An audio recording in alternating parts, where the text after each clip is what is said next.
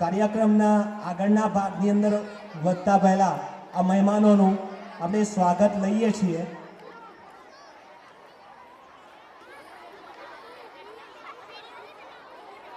ચલો પાછળ જે વાલીશ્રીઓ અધિકારી સાહેબ વિરાજમાન છે તેમનું ખૂબ કાર્યોના ગગડાટથી બાળકોનું સ્વાગત કરવા માટે આહ્વાન છે. હવે આપણા આજના પ્રસંગે આપણી વચ્ચે જિલ્લા વિકાસ અધિકારી સાહેબ વિરાજમાન છે. આ બાજુ માનીય સમીરભાઈ છે, સમીરભાઈ ફોર્મ લેવાય છે. એમના બીજા ગ્રાન્ડ ફાધર સાહેબ મારા સંબંધી હતા અને જીવનની વિવિધ જનરલની સારો કરવાની એ સ્વરૂપની ઘણી મોટી જમીન હતી. આ બીજા સાહેબ એટલે ફંજીભાઈ પટેલ અતુલભાઈ સાહેબ છોકરાઓ ગોધનજી સાહેબ આવે છે. અમારા સામે દેશી બાબી સંત થયા એમનો ઘણો મોટો પ્રભાવ સાહેબ આજે પણ ચાલે એ ગોધનજી કરાવેલા છે. આ કેટલી સાહેબ એનાઈ દીધી અને મારા બાજુમાં છે સાહેબ આપણી બાજુમાં ગોધનભાઈ પટેલ છે. અમે સેવન પાટણ છીએ સાહેબ વિકાસ સમાજના છીએ અને બીજા સાહેબ છે મોહનભાઈ પટેલ. એ મોહનભાઈ પટેલ અમારા સિમોનના સાહેબ હતી છે આપણા ધનસુરા પાલતા એ બરોડા એની બધી ઇન્ડસ્ટ્રી ફાર્માસ્યુટિકલ ઇન્ડસ્ટ્રી હું સારું બધું સારા માટે એની પછી સાહેબ અમારા માનીય દિનેશભાઈ પટેલ તમારા જિલ્લા સહકારી વકીલ છે અને પછી સાહેબ જગદીશભાઈ પટેલ છે એ બે રવિશંકર મંદિરના પ્રમુખ છે અને પછી આ બીએમ પટેલ સાહેબ આ બધા સમાજના બધા છે અને આ વડાચાર્ય છે એમનો ખૂબ આનંદ થાય છે. હવે બાળકો તમારો કાર્યક્રમ છે, સાંસ્કૃતિક કાર્યક્રમો છે અને કાર્યક્રમો નિહાળવા માટે વાલીઓ આવ્યા પણ હવે તમારા પંજાબી આપણે આ કાર્યક્રમ થવાની ફરજ હોય તો ચલાવવાનો છે એટલે આપણા મંડળના પ્રમુખ માનીય ગોધનભાઈ સાહેબે વિનંતી કરતો સ્વાગત પ્રવચન કરશે. પ્રસંગે માનનીય જિલ્લા વિકાસ અધિકારી સાહેબ પડ્યા છે. ભારતની અંદર ભારત ગણતંત્રની અંદર સૌથી કુશાગ્ર બુદ્ધિવાળા માણસો એ આઈએસની પરીક્ષા પાસ કરતા હોય છે. જૂથ માણસો, એક્સેપ્શનલી ઇન્ટેલિજન્ટ માણસો આઈએસની પરીક્ષા પાસ કરતા હોય છે. એવી કોમ્પિટિશનવાળી પરીક્ષા પાસ કરી અને સાહેબ ભારત સરકારમાં વહીવટી સેવામાં પોતાની નિયુક્તિ મેળવેલી છે. એના ભાગરૂપે સાહેબ આજે પધાર્યા છે.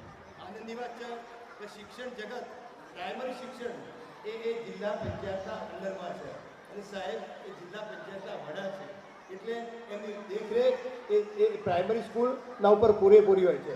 આનંદની વાત છે કે સાહેબ આજે પધાર્યા છે. એમનું હું હાર્દિક સ્વાગત કરું છું. એમના બે શબ્દોમાંથી, એમના બોલમાંથી તમારે ઇન્સ્પિરેશન, પ્રેરણા લેવાની છે અને એ પ્રેરણા લઈ તમે પણ તમારી જિંદગીમાં આગળ જજો. સાહેબનું સ્વાગત કરું છું.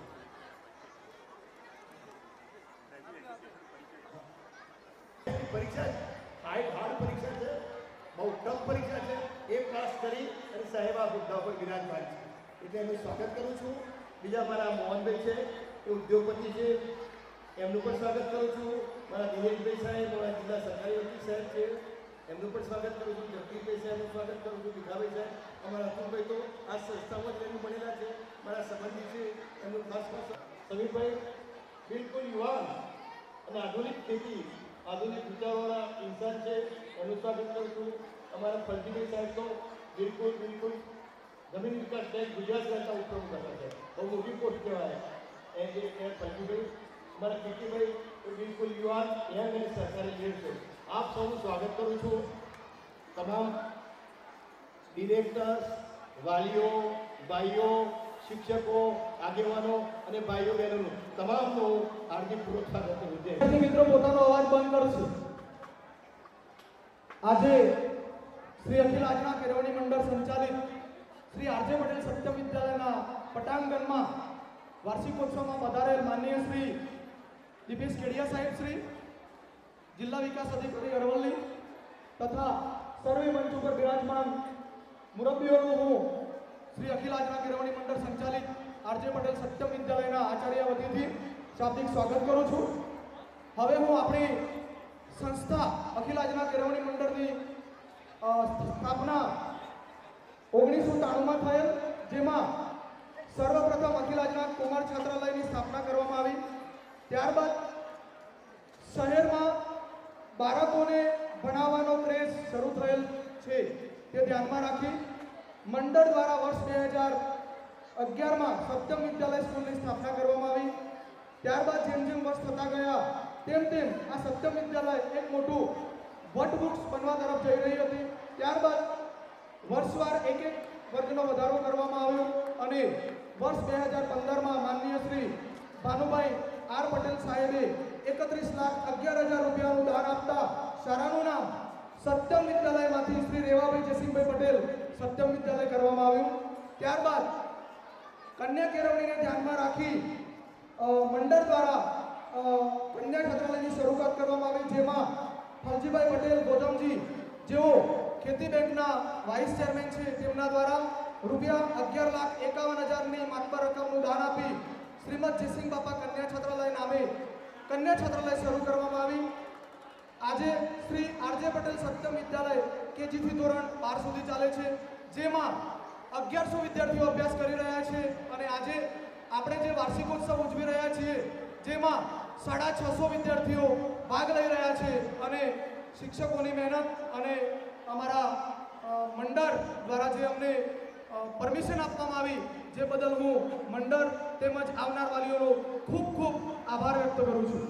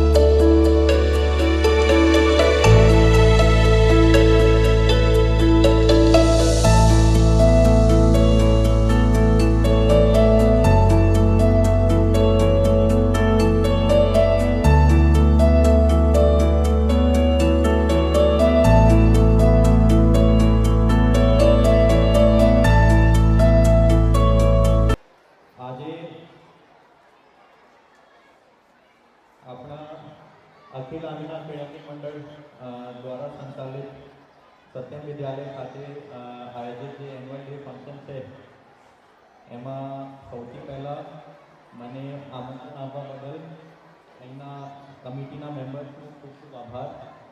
ખરેખર મારા માટે આ બહુ સૌભાગ્યની વાત છે કે આપ લોકોએ અમને આવી રીતે આમંત્રણ આપ્યું અને મારું સન્માન કર્યું. કે જ્યારે કામ કરીએ છીએ ત્યારે નાતીને બહુ ધ્યાનમાં નથી રાખતા. અમારી સાથે અતુલભાઈ પણ છે, અમારા સાથી મિત્ર અને હાલમાં રંગપુરાના તાલુકા વિકાસ અધિકારી, એટલે સતત એમની જોડે અમે કામ કરતા હોઈએ છીએ. પણ સાથે સાથે એ પણ જાણીએ છીએ કે કોઈના નિજી જીવનમાં સમાજનું જે મહત્વ છે એ બહુ વધુ રહેતું હોય છે. અમે પણ અમારે નિજી જીવન છે અને એમાં એક સમાજ એક બહુ અગત્યની ભૂમિકા ભજવતું હોય છે અને દરેક સમાજ જે છે એ પોતાના માણસને કેવી રીતે શેપ કરે છે એ બહુ અગત્યનું કામ છે. હવે સૌથી પહેલાં તો મને આપણા સમાજને ખરેખર અભિનંદન આપવા જેવું લાગે છે કે દરેક સમાજ જુદી જુદી પ્રવૃત્તિમાં પોતાનો ફાળો આપતો હોય છે અને આપણા સમાજના જે અગ્રણીઓ છે એ બધા ભેગા થઈને અને એવી સારી એક સંસ્થા ઊભી કરી, એવો સારો એક મંડળ ઊભો કર્યો અને મને જણાવ્યા મુજબ લગભગ 1100 જેટલા બાળકો અહીંયા શિક્ષણ મેળવે છે. એ ખરેખર એક સારી વાત કહેવાય. હું માનું છું બહુ સારી ગુણવત્તાનું શિક્ષણ અહીંયા મળતું હશે ને જ્યાં પણ આપણે એમાં સહકાર આપી શકશું અમે આપવા તત્પર છીએ. આજની કૃતિ જોઈને મને એવું લાગ્યું કે ખરેખર બહુ સારી રીતે આ લોકોએ તૈયારી કરી છે. મોટાભાગના બાળકોએ આમાં ભાગ ભજવ્યો છે, જે એમની એક પર્સનાલિટી કરે છે, એટલે ખરેખર બહુ સારી વાત કહેવાય. હવે કેમ કે અહીંયા બાળકો પણ હાજર છે અને વાલીઓ પણ હાજર છે, એટલે સરકાર વતી હું આપને બે વાતો બંને માટે રાખીને આપ બેસજો, આવી મારી રિક્વેસ્ટ છે.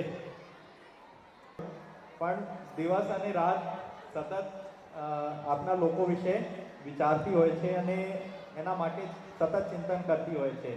એ જુદી જુદી રીતે કેવી રીતે લોકોનું જીવન સારું થઈ શકે, લોકોનું શિક્ષણ સારું થઈ શકે એના માટે વિચારે છે અને એને અમલમાં લાવવાનો પ્રયત્ન કરતી હોય છે.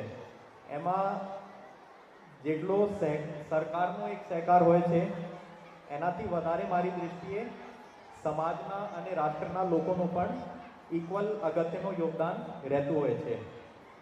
એટલે આવી પરિસ્થિતિમાં આમ તો બાળકો થોડાક કદાચ ના સમજી શકશે, પણ વાલીઓ માટે જ એ વાત છે કે જે સિવિક વેલ્યુઝની આપણે વાત હોય છે અને રાષ્ટ્ર પ્રત્યે લાગણીની જે વાત છે, એ મારી દૃષ્ટિએ આ એક બહુ યોગ્ય ઉંમર છે જ્યારે આ વસ્તુ બાળકના એક ઝહેનમાં ઇન્કલ્કેટ થવી જોઈએ. હું જ્યારે મારું જીવન વિચારું છું તો આ નોકરીમાં આવવાનું કારણ પણ એ જ હતું કે ભાઈ ક્યાંક ના ક્યાંક શરૂઆતથી જ જે રાષ્ટ્રભક્તિના ગીતો હોય કે પછી જે આપણી કહાનીઓ હોય કે આપણી જે આઝાદીની લડત છે, આ બધી વસ્તુઓ મને બહુ ગમતી હતી અને એની સાથે સાથે એવી લાગણી રહેતી હતી કે ભાઈ આવી રીતે રાષ્ટ્ર માટે સેવા કરીએ તો એનાથી વધારે સારું કશું નહીં. અને એની સાથે સાથે જે એક સિવિક વેલ્યુઝની વાત કરી, એ પણ એક ઇક્વલી ઇમ્પોર્ટન્ટ વસ્તુ કહેવાય. એટલા માટે કહેવાય કે આ આપણી છબી કેવી છે, આપણી છાપ કેવી છે, બીજાની સામે એક પ્રસ્તુતિ આપે છે પોતાની.